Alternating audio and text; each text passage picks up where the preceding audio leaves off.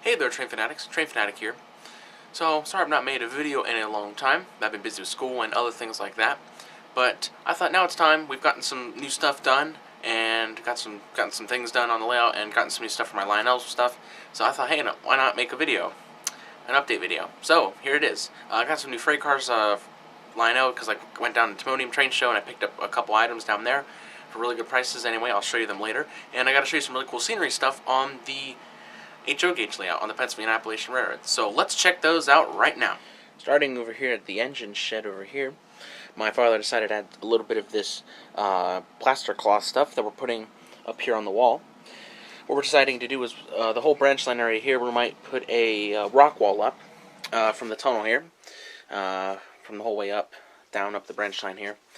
And this will be a rock wall. So that's one new thing on the layout.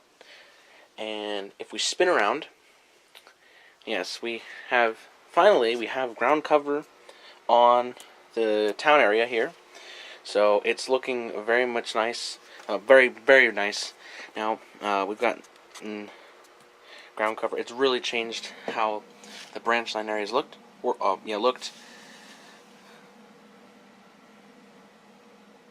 Also, we have roads now.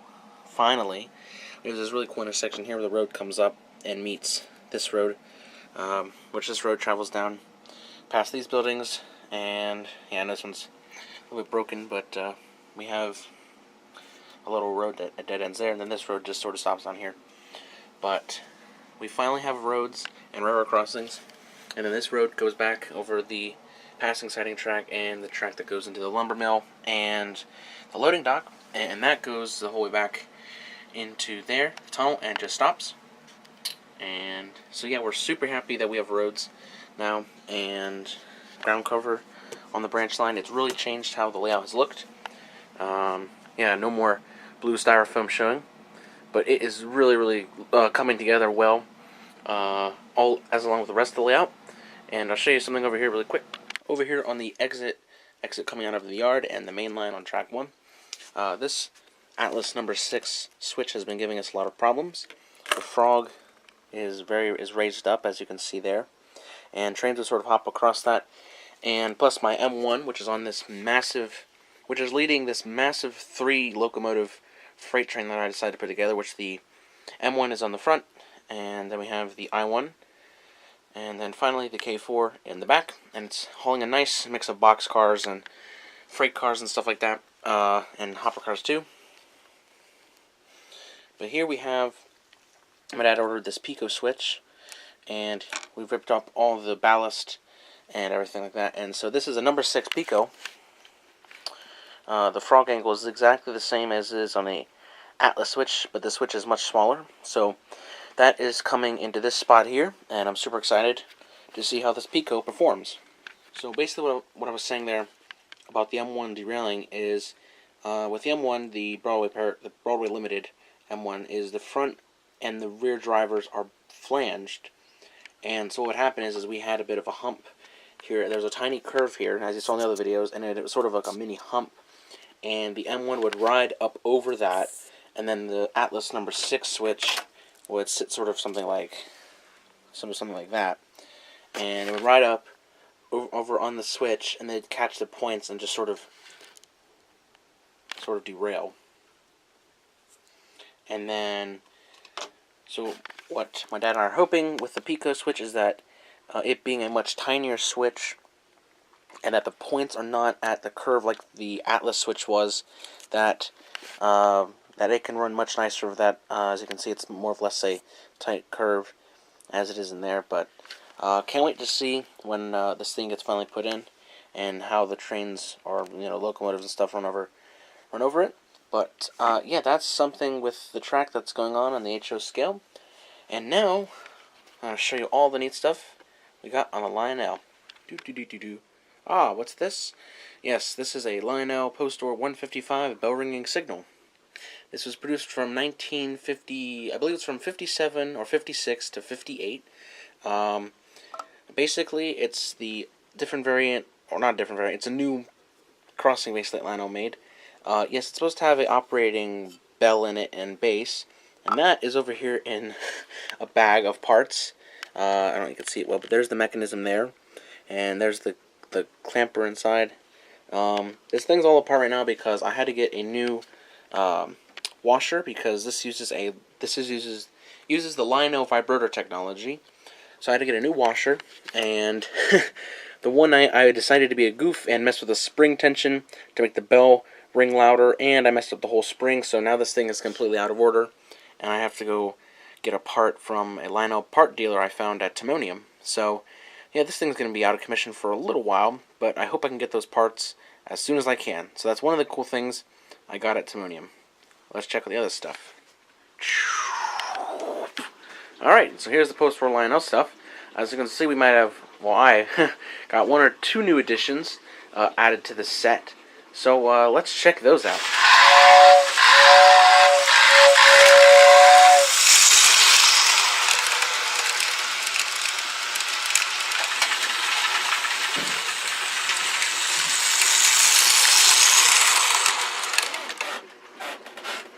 So, ladies and gentlemen, here is the X2758 Lionel Postwar Pennsylvania automobile boxcar.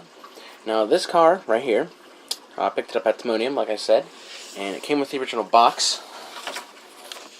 Here it is here. The box is in okay shape. This one end here has a broken tab, but the box looks amazing. I'm happy I found this. I picked this up for about $20. It was a very, very, very good find for me. But basically, this car was only made 1946 to 47, and this car is the only post-war car ever to be made completely out of tin. Like the shell, the body of the car is tin. If I flip it on the underneath side, the frame is actually made of tin, and everything else is made of tin on here. And yes, this was a post-war carryover, pre-war carryover boxcar, and Lionel decided to put post-war trucks underneath it. Another thing cool about this car is this is one of the only few examples of Lionel post-war cars that have a added-on underside detail to it.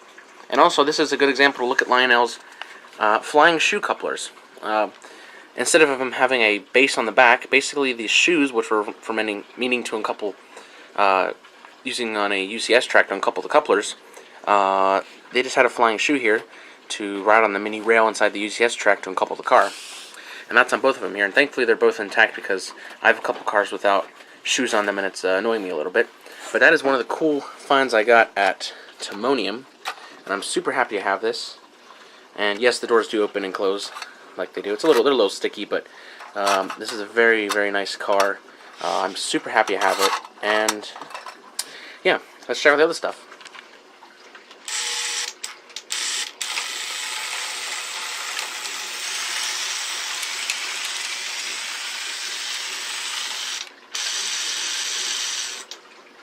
Oh man, finally. Yes, coal. I got coal.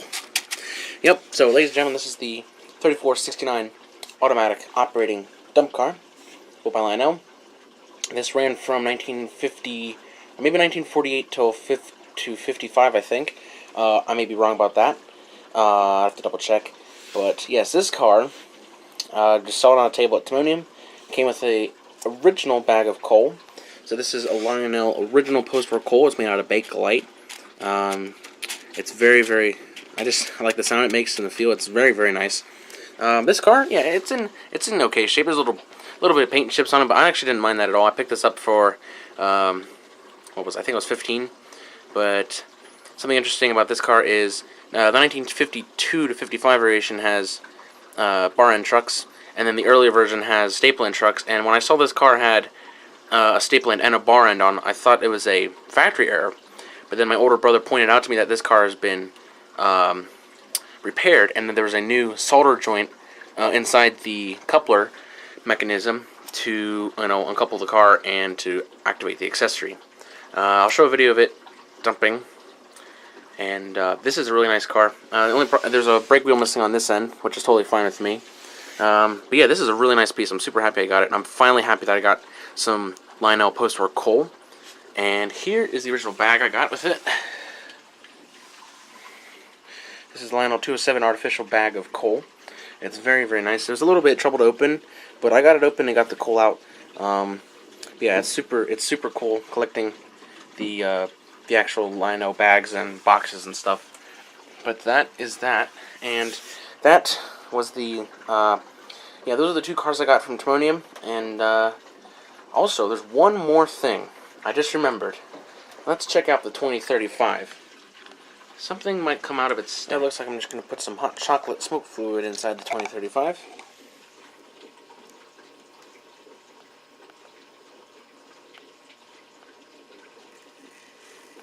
I believe that's plenty. But check this out. It had a smoke unit before, but now I got a new liquid smoke unit. So now it smokes like crazy. And yeah, I know my mother hates it. She hates the smell of the smoke. But now it finally has a smoking, it finally smokes.